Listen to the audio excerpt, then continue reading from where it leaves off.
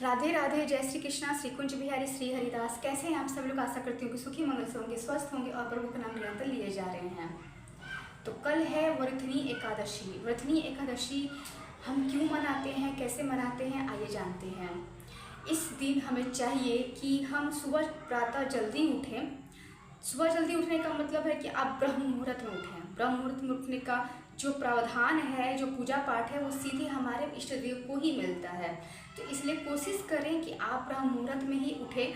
और आप अगर नहा रहे हैं तो नहाने के लिए आपको चाहिए कि उसमें आप गंगा जल डाल लें या तो गुलाब जल डाल लें, या फिर आपके आसपास में नदी सरोवर है या कोई गंगा जी है, जो प्रमुख नदियां हैं, उसमें आप नहा लीजिए।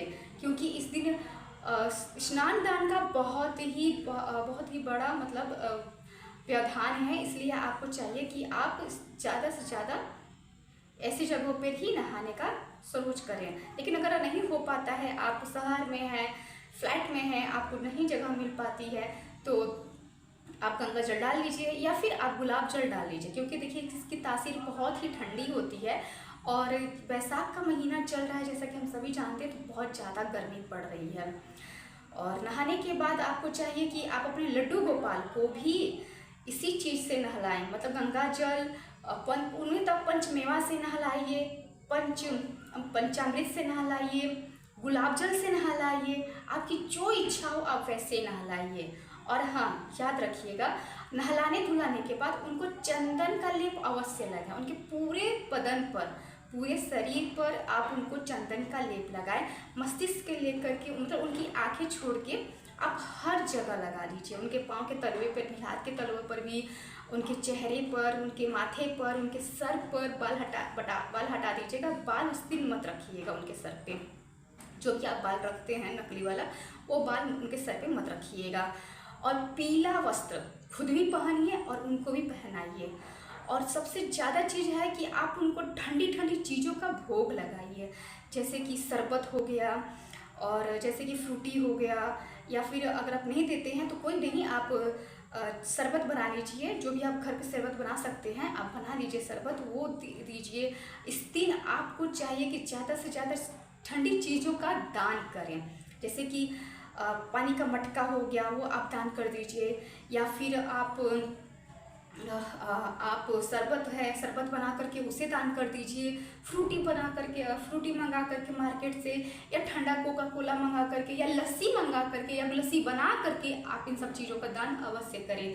क्योंकि जितना ही आप इन सब चीज़ों का दान करेंगे, आपके जीवन में रस ही रस भरा रहेगा। तो और इस दिन चाहिए कि आपको लड्डू गोपाल को खीरा या खरबूजा, इस दिन खीरा और खरबूजा का भोग अवश्य ही अवश्य लगाएं।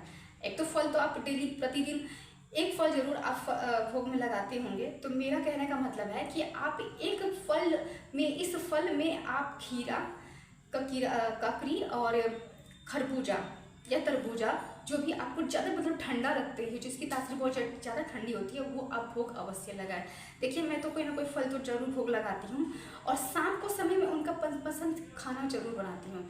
और मैं अगर खाना भी नहीं भी बना पाती उनका मनपसंद का, सब्जी रोटी मैंने बना दिया या फिर कुछ भी नहीं बना पा रही, तो उनके मनपसंद मीठा जरूर बनाती हूँ। तो इस दिन आपको चाहिए कि वरुथनी एकादशी पर श्री लड्डू गोपाल जी का मनपसंद भोग, जो कि है मखाने की खीर, अवश्य उनको अर्पित करें। मखाने की खीर आप उनको अर्पित करने से उनके कटोरी में, मखाने की खीर की कटोरी में उनको केसर डाल दीजिए, इलायची डाल दीजिए, मेवा मिश्री डाल दीजिए।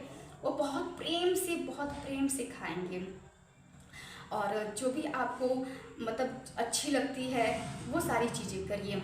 और हाँ, इसका पारण का जब समय आएगा अगले दिन, तो चावल का ही विधान होता है, चावल से ही आपको पारण करना होता है।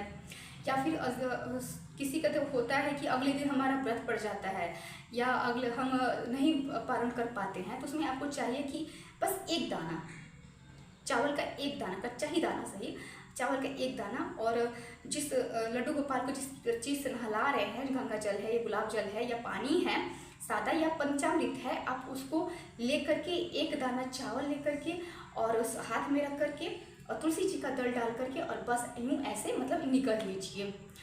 खाना नहीं है, ना ही दाँत से चबाना है, बस आप उसको ऐसे निकल लीजिए, वैसे ही आपका पारण हो गया। पारण का समय होता है 7 बजे से लेकर के और 9 बजे के बीच का।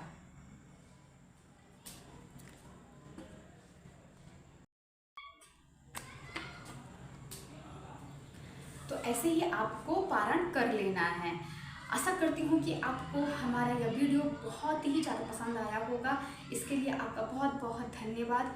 आप हमारे चैनल को सब्सक्राइब करें, लाइक करें और ज़्यादा से ज़्यादा कमेंट करें, शेयर करें, ताकि और भी ज़्यादा ऐसे लोग हैं जिन्हें वर्धनी एकादशी के बारे में या किसी भी चीज़ की जानकारी नहीं है, तो वो हमारे वीडियो के माध्यम से जान सकें। आप सभी को राधे राधे।